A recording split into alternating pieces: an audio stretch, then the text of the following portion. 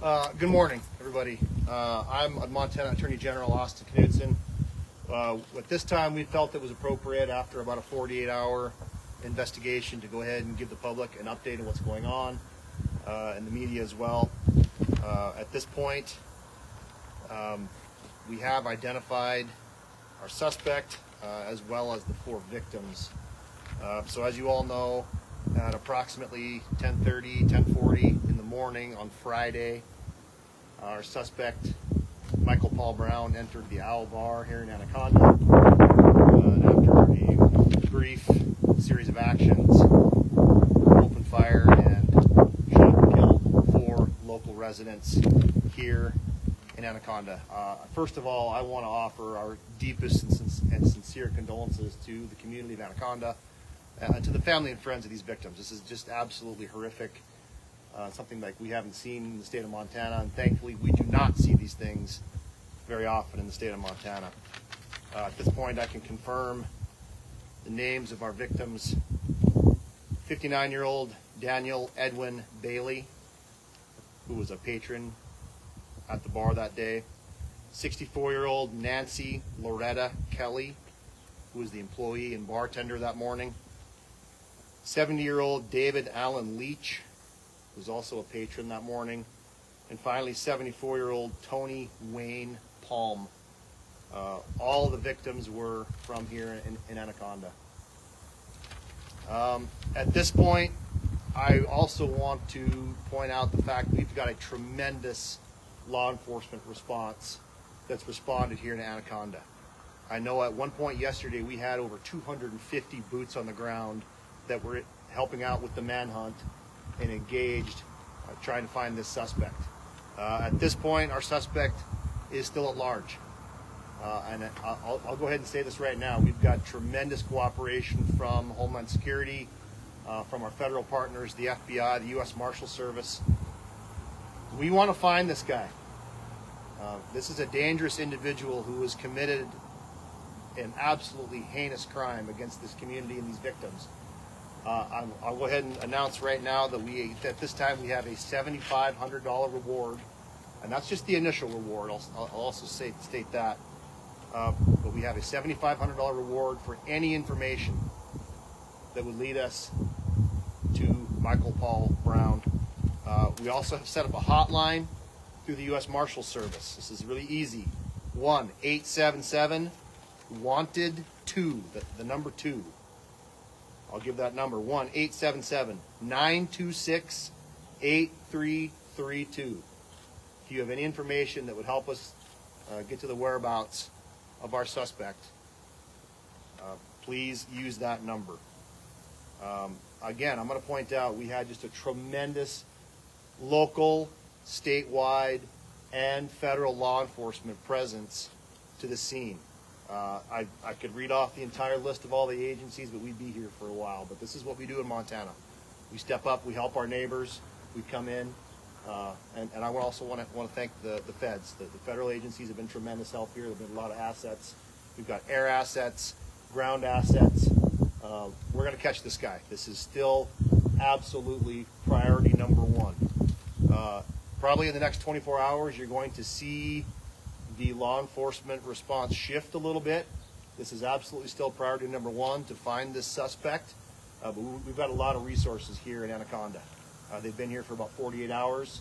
They've got home agencies. It's still tourist season in western Montana, so we're not going to have as many resources here focused on the really sharp focus search.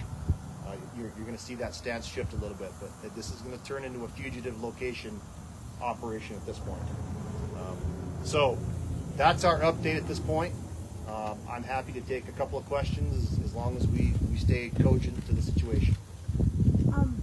Yesterday you guys released an image, and it's causing a lot of people to ask if that image was taken when he was at the scene, or if he was in another incident he wasn't wearing any clothes. So the question has to do with the image that was released by the Montana Department of Justice yesterday. It showed the individual largely naked in his underwear and his socks, I believe. That was relatively soon after the crime was committed. We know he went to another location not far away. He got rid of some personal belongings, and he got rid of his clothes. We have very good reason to believe that he is clothed. He does have shoes, and he's probably able to get around. There was some time there where the vehicle he ended up grabbing was loaded full of equipment. It was not his vehicle; it was a stolen vehicle, but there was camping equipment in it. We believe there was some clothing in it. So at this point, we have every reason to believe the suspect is fully clothed, shoes on his feet, able to get around. When's the last time he was seen by law enforcement? I couldn't answer that question. I don't know that particularly. I think there was a pursuit roughly around noon on Friday. There was some confusion because there were two white vehicles that were involved. There was some federal assets that were involved in that pursuit. But I believe that was the last law enforcement contact, was at roughly noon, 12:30, right around that time Friday. Has anybody else been arrested or questioned in relation to helping Michael Brown out? We, at this point, I mean, all options are on the table. The investigation is still ongoing. I don't have any specifics about that, but definitely the investigation is continuing. Let's grab somebody else. What type of firearm did he use for the crime, and does you believe he still has that? So we can confirm that it was a rifle. At this point, I'm not going to give out a bunch of more information about that. We do know the individual had access to firearms. We believe he is probably still armed and dangerous. But we can confirm that it was a rifle that was used on the scene. You know where it is? We believe it was one of his own personal rifles. Did you know the victim? I don't have any information about that. Question was, did you know the victims? Sprinklers are wonderful. From what I have gathered, it sounds like he was a regular at this establishment. He literally lived next door. I think it's likely that he knew the bartender and these patrons, which makes this even more heinous. So if he has committed suicide, are y'all using cadaver dogs to look for him? We've got multiple assets up. We're exploring every option here. Could he have committed suicide or be dead? Yep. But we are acting under the assumption that he is alive, well armed, and extremely dangerous. Have there been previous reports on Mr. Brown to the local police? Has he had citations here? The only information I have about that is I believe there probably is some criminal record. I think he's known to local law enforcement. That's all public record. If he's got an arrest warrant, arrest records out there, but I don't have any specific information about that right now. Is the search area still the same as it was Friday and Saturday? Yes. I've heard from local people, especially one man who said he brought Michael hunting when he was a child. They said that area is where he would go to hunt. Do you have people that are familiar with the area that they're searching for him and might know if he had camped out or made a stash or something? I can tell you that we've got very detailed information on the search area. We've got a lot of expertise, a lot of knowledge of the area. We've got every cabin, every hunting site that's known up there pinned, and there is a tremendous number of assets focused on searching that area. Is there a sense of whether Too many. Is there a sense of whether this was an impulsive act or a planned act? Don't have any information about that this time. We don't know. Concerns he might come back into town? Absolutely, there's concerns he might come back into town.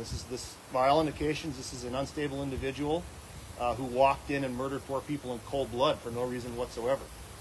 So there absolutely is concern for the public. Again, I'm going to stress, we believe this is an armed and extremely dangerous individual. I'm going to ask the public to be vigilant. This is still Montana. Montanans know how to take care of themselves. But please, if you have any sightings, call 911. If you see anything that looks out of the ordinary, strange, call 911. If you have a tip, call that tip line, 1-877-WANTED, and the number 2, 1-877-926-8332. But if you see something local, call 911. Get us out there, even if you're not sure. Does infrared work only at night, or does that work in the daytime? No, thermal works at daytime also. Okay. And those assets are deployed. They're in the air. Okay. Yep. I know you stressed there were a lot of boots on the ground since the search began. Are we still using air resources at this time? for the Yes, search? we still have air resources in the air from some of our federal partners. from some of our local neighboring partners. And again, this is a testament to Montana and to Montana law enforcement. Something like this happens, tragedies happen, people show up and we help out. So we really want to thank our neighboring agencies who's given. Hope your microphones are okay with water. Step that down, would you, Chase? Just stand up. Or not. Yes, those assets are still in the air. Okay, there's no other questions. Thank you all for being here. Appreciate it. Anything to add?